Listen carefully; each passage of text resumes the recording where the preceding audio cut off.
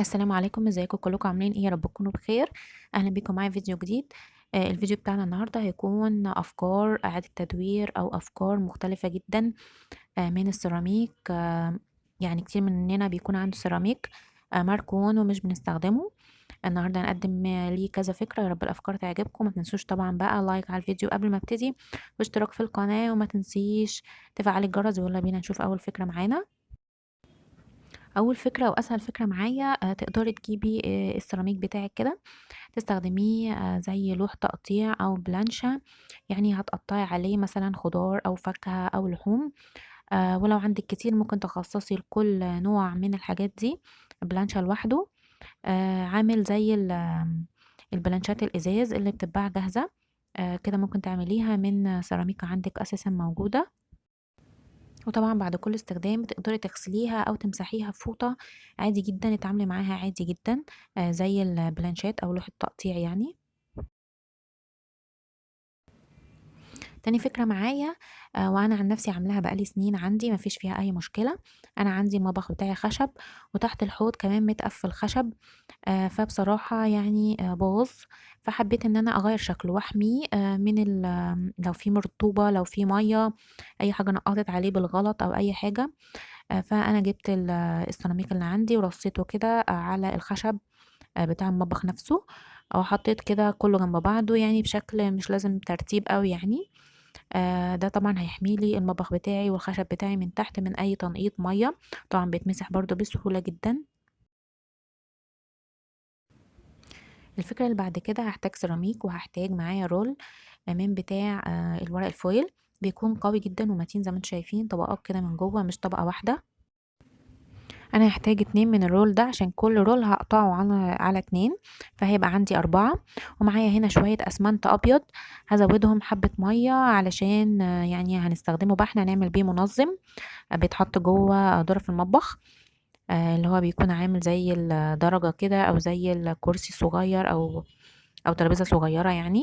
هاجيب الرول بقى بما إن هو تخين جدًا، هاقطعه بالسكينة المشرشرة اللي أنتم شفتوها معايا دي. دلوقتي بقى هنبتدي الشغل. هاجيب معايا الرول، وهابتدي بالسكينة المشرشرة دي أقطعه. كده بقى معايا 4. هاقطع برضه الرول التاني على 2.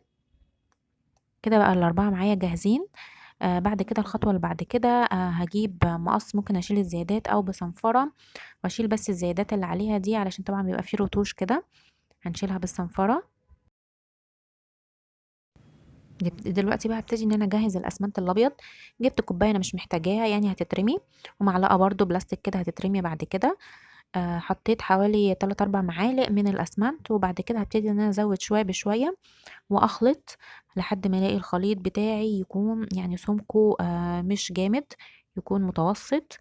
هنجيب كده من تحت ونبتدي نقلب كويس، ولو حسيتِ إنِك محتاجة مَيّة زودي تاني لحد ما توصلي للقوام اللي هتشوفيه معايا دلوقتي.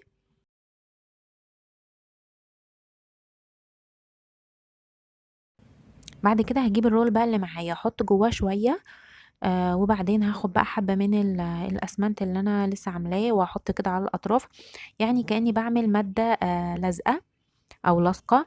هالزق بيها الرولات على السيراميك عشان يكون قوي جدًا ومتماسك، ما يفكش معايا خالص، خالص. من الجناب هنحط كده، وهنحط كمان شوية من جوه بالشكل ده. ده آخر كده رول معايا هابتدي إن أنا أحطه، وطبعًا بنسيبها تنشف بقى براحتها لحد ما يمسك كويس كده شكلهم بعد ما يعني تماسكوا. وبقوا متماسكين كويس. طبعًا الرولات شكلها بقى لونها مختلف، فهنبتدي بعد كده إن إحنا نديها طبقة لون أبيض من البلاستيك الأبيض. وده أنا برضه ضِفت شوية كده جوّه الرولات شوية من الأسمنت عشان برضه يكون متماسك معايا. معايا هنا الأسمنت قصدي معايا هنا بلاستيك أبيض. ده دهان حوائط، عشان اللي بيسألني بيكون إيه البلاستيك ده، ده دهان حوائط. أو يعني هتلونيها بأي لون، الألوان مثلًا البديلة الأكريليك. هنبتدي إن إحنا نلوّن الرجلين كده بتاعتها، وتبتدي بقى يبقى شكلها كلها واحد يعني. هاحطها كده في دولاب المطبخ، هتبقى عاملة زي الدرجة أو الدرجة يعني أو كرسي صغير، وتحطي تحتيه حاجات وفوقيه حاجات، يبقى عملتِ منظم اللي هو زي شبيه بتاع IKEA. سهل جدًا وبسيط، ومن حاجات موجودة عندنا في البيت.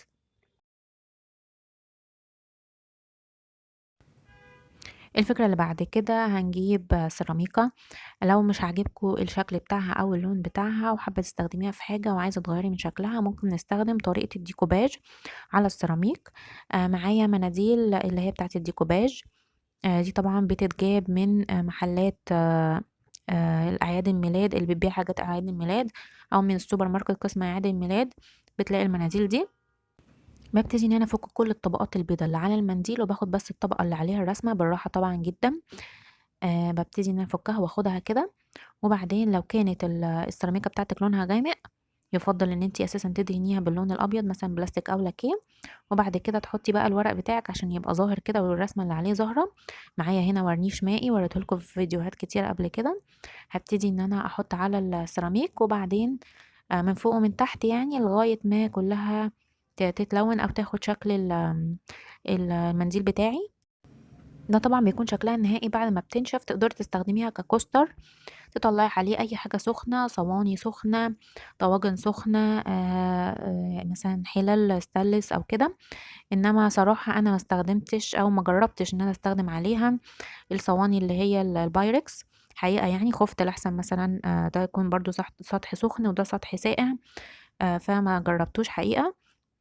انما جربت الصواني والفخار، حلوة جدا وعملية وفكرتها سهلة وبسيطة. ممكن بدال لما تعمليها ديكوباج وكده ممكن تستخدميها زي ما هي كده من غير ما تلونيها ولا حاجة. انا بقول بس لو حابة تغيري من شكلها. الفكرة اللي بعد كده ممكن تستخدميها هتحطيه على البوتاجاز، على الجزء اللي في النص في البوتاجاز نفسه طبعا.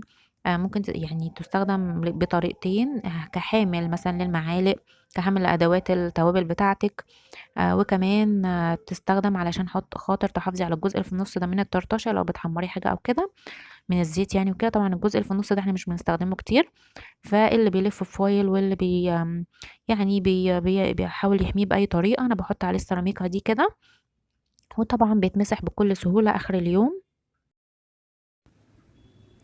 في أفكار تانية برضو تقدري تنفذيها، يعني مثلا فكرة ممكن تعملي بالسيراميك ده رف في المطبخ، رف يعني بره المطبخ تعلقي عليه توابل، تحطي عليه أطباق، تحطي عليه اللي انت عايزاه. طبعا هيكون محتاج حامل تحتيه عشان يمسكه كويس. كمان في فكرة تانية برضو، كذا حد قال لي عليها. في ناس بتسوي عليها البيتزا في الفرن وبتقول ان هي بتطلع معاها حلوة جدا. بصراحة ما جربتهاش بس ان شاء الله ناوية اجربها الفترة الجاية. في فكرة كمان، وصراحة دي تعتبر يعني آخر فكرة، وأنا كده بقى عصرت دماغي على الآخر وطلعت كل الأفكار الخاصة بالسيراميك. آه ممكن لو مش عندك مثلا مقدرة ان انت تعملي رخام فوق دواليب المطبخ، ممكن ترصي السيراميك ده، بس طبعا هتبلطيه يعني كأنك بتبلطي الأرض كده، بس هتحطيه فوق الخشب نفسه. برضو فكرة بسيطة وسهلة وتتمسح بكل سهولة، ويعني سهلة جدا في تنظيفها. يا رب كده الأفكار النهاردة تكون عجبتكم، وعملنا أفكار كتير وقدمنا أفكار كتير، تكونوا استفدتوا بأي فكرة منهم وتنفذوها. ودي كده كل الأفكار الخاصة بالسيراميك. لو حد من المتابعين عنده أفكار تانية جديدة ما قلتهاش يكتبها في الكومنتات، علشان طبعا أنا عارفة إن في ناس كتير بتقرا الكومنتات وهي بتتفرج على الفيديو، فممكن تستفاد من أي فكرة تقولوها. ما تبخلوش علينا بالأفكار بتاعتكم. يا رب الفيديو بتاعي يكون عجبكم، وطبعا ما تبخلوش برضو عليا بلايك لو عجبكم الفيديو، واشتركوا في القناة لو أول مرة تشوفي القناة، وما تنسيش تفعلي الجرس وخليها على علامة الكل عشان خاطر يوصلك كل الفيديوهات وكل الحاجات اللي انا بقدمها بعد كده والافكار. ويا رب الفيديو يكون عجبكم، وان شاء الله اشوفكم في فيديو جديد وافكار جديدة قريب جدا. مع السلامة.